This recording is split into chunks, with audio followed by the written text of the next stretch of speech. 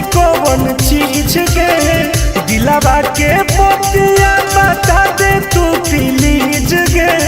आगे बताऊ ना पगली। मिले आई बहुत तोरा से तो देनी कौन चीज गे दिलावा के पतिया बता दे तू प्लीज गे।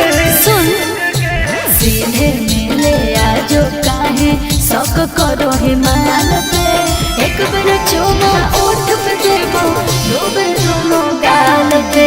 सीधे मिले आजो काहे शौक करो हिमाल पे एक बार चुमा ओठ पे देबो दो बार दोनों गाल पे। साचो हरे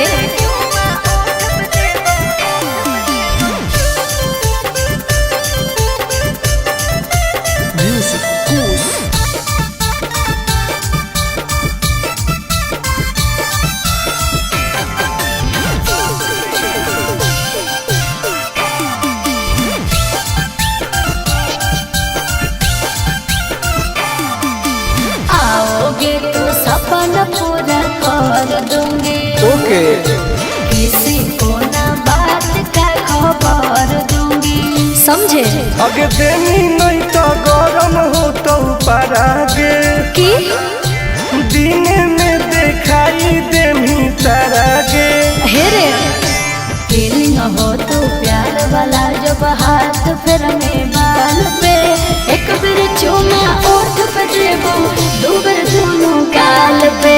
फीलिंग हो तो प्यार वाला जब हाथ फिर में बाल पे एक बार चुमा ओठ पे देबो दो बार दोनों गाल पे। विश्वास कर न रे।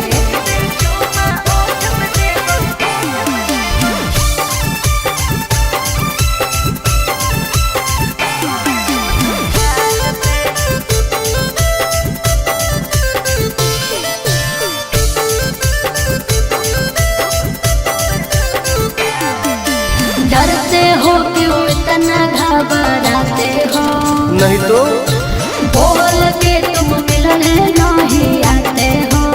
ऐसा नहीं है। आगे कैसे कहियो दिलवा कैसे सहो हो आनंद पारा काश टुन टुन कहो हो। हेरे हो जाएंगे दीवाना हमर सूट देखे लाल पे एक बार चुमा ओठ पे ली दो बार दोनों गाल पे।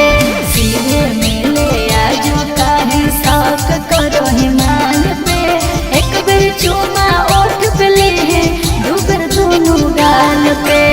आज है ओके बेबी।